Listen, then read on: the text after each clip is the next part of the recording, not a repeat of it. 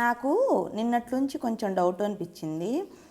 కొన్ని పార్లర్స్ వాళ్ళు మనకు కొలాబరేషన్ చేస్తున్న వాళ్ళు ఉన్నారు కదా, చాలామంది పాపులర్ అయిన వాళ్ళు. లోపలికి వెళ్ళినప్పుడేమో డల్ ఫేస్తో వెళ్ళినట్టు వెళ్ళి వచ్చేటప్పుడేమో బాగా మేకప్ వేసుకొని వస్తున్నారు. అది రివర్స్ ఏమో అనిపిస్తుంది నాకు.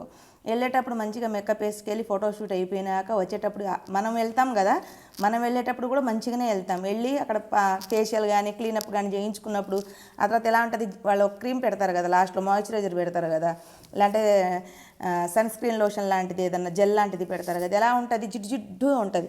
ఈ భాగం అంతా కూడా ఒకలా ఉంటుంది. ఫోటో తీసుకోవడానికి కూడా అసహ్యం అనిపిస్తుంది నాకు. అది నిజంగా మీలో చాలామంది అది ఎక్స్పీరియన్స్ చేసే ఉంటారు. కానీ ఇలాంటి వాళ్ళు వాళ్ళ కొలాబరేషన్స్ కోసము, వాళ్ళకి డబ్బు రావడం కోసము మన లాంటి వాళ్ళని టెంప్ట్ చేస్తే మధ్యతరగతి ఆడవాళ్లే ఎక్కువ బలయ్యేది.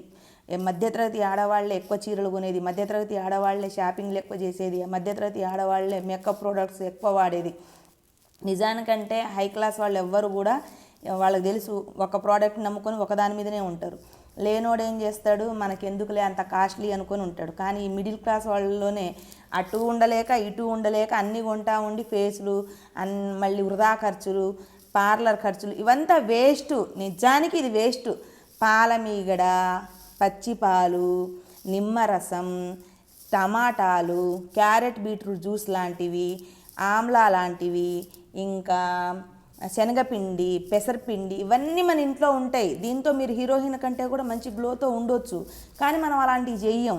వాళ్ళు మీకు కొలాబరేషన్ కోసం వాళ్ళు రకరకాల వేషాలు వేస్తూ ఉంటారు. అవన్నీ నమ్మకండి.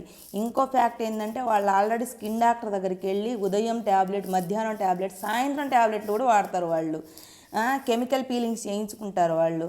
వాళ్ళకి ఏందమ్మా ఏమన్నా చేస్తారు, వాళ్ళకి డబ్బులు వస్తున్నాయి, పైగా ఫ్రీ ఆఫ్ కాస్ట్, పుక్కట్లో వచ్చేదానికి ఎవడన్నా చేస్తాడు.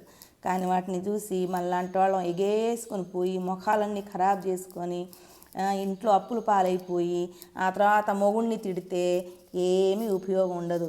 నువ్వు ఈరోజు ఓ చీర కట్టుకుంటే మళ్ళీ సంవత్సరానికి కూడా కడుతున్నావో లేవో. నిజం చెప్పాలంటే పాతకాలంలో ఒకటి ఒంటి మీద ఉంటే ఒకటి దండం మీద ఉండేటి. అప్పుడు చనిపోయినా కూడా బట్టలన్నీ వేసేసేటోళ్ళు. పాపం ఆ పాత చీరలు పాత బట్టలు ఎందుకన్నట్టు వేసేసేటోళ్ళు. ఇప్పుడు బీరవాల బట్టలు ఉన్నాయి. రేపు పుట్టుకమని నేను పోతే కూడా నా వెనక ఆ పట్టు చీరలు ఎత్తరో వేయరో ఆ స్థితి వచ్చింది. వేస్ట్ ఖర్చు, వేస్ట్. తెలిసే లోపే ధనమంతా పోతుంది. ఇది మధ్యతరగతి వాళ్ళు బాగా గుర్తుంచుకోండి. తప్పుగా మాట్లాడితే క్షమించండి. నేను నిజాలే చెప్పానని నేను అనుకుంటున్నాను. ఎవరినో చూసి బతకాలనుకుంటే మనశ్శాంతితో ఉండలేవు. తప్పు.